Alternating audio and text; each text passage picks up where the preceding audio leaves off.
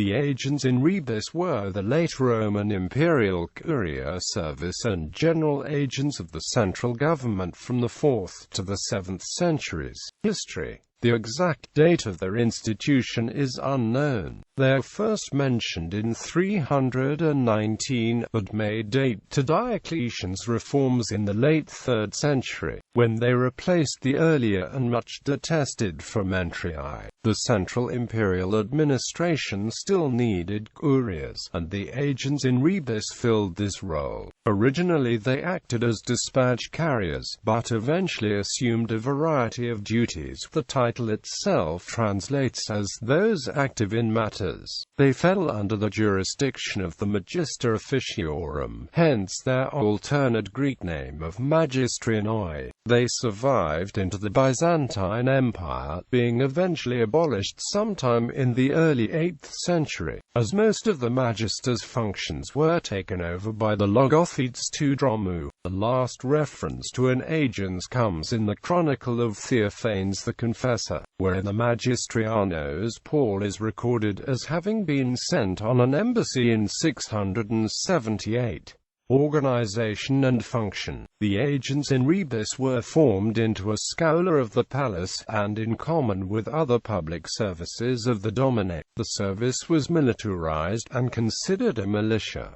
Indeed, the agents were divided into 5 ranks, taken from the junior cavalry officers: equites, cursitores, biarchi, centenarii and ducenarii. 2 were appointed to each province in 357, 1 in 395 and more again after 412. Each member of the agents in rebus was normally promoted into other branches of the government. The Code of Justinian notes furthermore that the agents enjoyed immunity from prosecution both civil and criminal, unless otherwise sanctioned by the Master of Officers. Senior agents were regularly appointed to the post of Princeps Officii of the Praetorian prefectures, the urban prefectures and the dioceses, thus exercising control over these departments' bureaucracy and reducing its independence. As for the function, the 6th century historian Procopius notes in his Secret History, as the service handling communications and communication systems within the empire. Their duties included the supervision of the roads and inns of the cursus publicus, the carrying of letters, or verifying that a traveler was carrying the correct warrant while using the cursus. Further duties assigned to the agents included the role of customs officers, the supervision of public works and the billeting of soldiers. They were also used to supervise the arrest of senior officials as required, to escort senior Romans into exile, and even to assist in the enforcement of government regulation of the Church. Ammianus Marcellinus and Procopius also noted their use as ambassadors on several occasions.